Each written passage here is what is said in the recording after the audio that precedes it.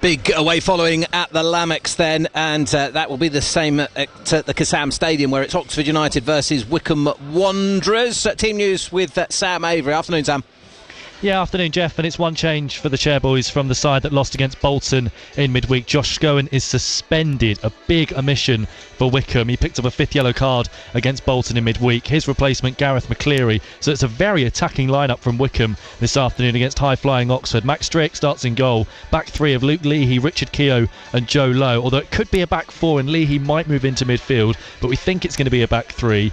Jasper Pattenden, right wing back. Left wing back is Harry Boys, with Freddie Potts and Killian Phillips in midfield, and then a front line of Gareth McCleary, Brandon Hanlon and Dale Taylor. On the bench for the Chairboys, Franco Ravizoli, Ryan Tafazoli, Cian Breckin, Sam Vokes, Kieran Sadlier, TJ DeBar and Taylor Clark. Well, for Wycombe it's the third successive game against a side in the current top six. Oxford sit second in League One, but like Wycombe, tasted defeat in midweek following a draw last weekend. The U's head coach Liam Manning is hoping his side can get back on the winning trail this afternoon in front of, as you mentioned, Jeff, a bumper crowd at the Kassam Stadium. The Chairboys fans have sold out their away allocation of 1,200. It's a game against local rivals, a short trip up the M40 for Wycombe's fans. Should be a cracking match too. It's Oxford against Wycombe. We heard from Sam earlier saying that Josh Scowen was suspended and that he's gone attacking McCleary in the side up against a team in Oxford United who are good at home and are second in the table. Sam, is this a bit of a gamble? I think it is, yeah. Massive gamble, I think, from Matt Bloomfield, because, Oxford are a really good team. They've started really well. They're second in the table. Keeps talking about trying to go toe-to-toe with teams, not going into games with an inferiority complex, really trying to impose themselves on the opposition. But I think when you go toe-to-toe with teams that are very good at what they do and you try and play them at their own game, there is a chance it could backfire. Last week it made for a great game against Peterborough. It finished 2-2, and in midweek the same. It finished 4-2 to Bolton, but Wycombe almost came back and got a point from that game, coming from 2 goals down, but then just switched off defensively on a couple of occasions and let it slip, losing by 4 goals to 2. So I think we should be set for another really entertaining game here, full of goals, because both sides have set out attacking. Yeah, that seems to be the policy then, does it? Do you see that being the case for the majority of the season, that he is going to go attacking in kind of any game he plays? I think so, yeah. And in other games against sides that aren't in the top 6, it's worked, because you look at the Fleetwood game, Wycombe played on the front foot. They were absolutely superb. They managed 12 shots on target that game and won by 4 goals to 1.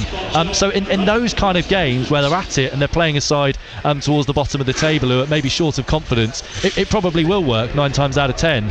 But when you come up against a side who are very good, like Oxford, and you're trying to play them at their own game, there is a chance it could backfire. But as I said against Peterborough last week, it could also make for a really entertaining game, and it did. That game against Peterborough really could have gone either way. I'm surprised that there weren't more goals than the 4. There were 6 in midweek, and I think there will be more again today. It's a gamble, but it's an exciting gamble. Matt Bloomfield said on numerous occasions after games he's enjoying watching his side play, and I think the Wycombe fans are as well. It's quite refreshing to see Wycombe go on the road, attack teams and play on the front foot. The one thing I would say though is that this run of fixtures that they're on, when they played Peterborough last weekend, Bolton in midweek and Oxford today, they won all 3 of these games last season under Gareth Ainsworth. They beat Bolton 1-0 at home, they won 3-0 at Peterborough, and they won here 1-0 about this time last year, a Chris Farino header. So while they didn't take the game to the opposition, they were picking up points in these games under Ainsworth. Matt Bloomfield's taking the game to the opposition. It's making for brilliant football. It's a brilliant watch, but they're not quite picking up as many points. Wycombe Wanderers at Oxford United. Sam Avery following this one, the M40 derby as it's now known, and there's this rivalry between these two clubs just sort of notches up every year, doesn't it, Sam, because they seem to keep playing them whatever division they're in. Yeah, they seem to be going up and down and following each other. Of course, they met in the League One playoff final a couple of years ago as well, behind closed doors in an empty Wembley Stadium. Wycombe obviously going up to the Championship following victory. They have a really good recent record over Oxford United, unbeaten in the last 5 meetings with the U's, winning 4, keeping clean sheets in the last 4 as well. Oxford will probably feel as though they're due a win against Wycombe. It's been nearly 4 years since they last tasted victory against the Chairboys, but it's always a good game, it's always a tight game, and one that fans certainly who turn up remember. Also in League One, stories of penalties at the Kassam and late drama, Sam Avery. Oh, another great game involving Wycombe. Jeff, it finishes Oxford 2, Wycombe 2. Wycombe behind at half-time because of Ruben Rodriguez's finish midway through the first half, but 2 Luke Leahy penalties turned things round for Wycombe. The first for handball against McGuane, the second after the goalkeeper Beadle took out Brandon Hanlon, but it looked like the ball was going out of play. The home fans weren't happy about that penalty. Leahy dispatched both. Liam Manning wasn't happy about that second penalty either. He was sent off, the Oxford head coach, for protesting, but Oxford got a soft penalty of their own in the 6th minute of added time. Leahy adjudged to have tripped Mark Harris on the edge of the box. Cameron Brannigan off the bench, scoring from the spot in the 6th minute of added time. Oxford 2, Wycombe 2, 3 penalties. Let's head to the Kassam then. Oxford 2, Wycombe 2. A thrilling game, this one. That must have been a brilliant atmosphere as well, Sam Avery. It sounds like a corker. Yeah, particularly towards the end. I mean, Wycombe was such improved in the second half. I mean, in the first half, going into half-time, Oxford could have been 3 or 4-0 up. Honestly, they missed so many chances after they scored. And we were surprised that Wycombe didn't tinker with anything at half-time. They still played with Potts in midfield, with Phillips and McCleary kind of alongside him at given freedom. But they weren't getting overrun this time. They were tracking back a lot better and being much more disciplined. And then they've given a route back into the game when McGuane handles the ball inside the box. Leahy scores the penalty.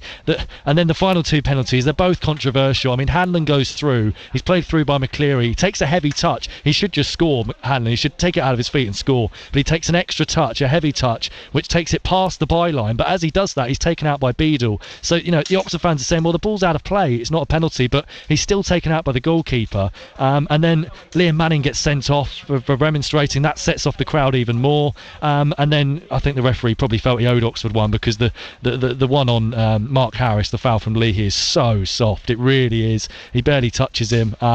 But Oxford didn't go their way today. I mean, he pulled up for a free kick when they were through on goal with Harris and didn't see the advantage in the first half. So a lot didn't go their way, and I think he felt he owed them in the 6th minute of added time when he blew for a penalty. But I think on the balance of play, if you're Wycombe, you take a point, because they were not at the races in the first half. You're saying that's a good draw then, Sam, you think?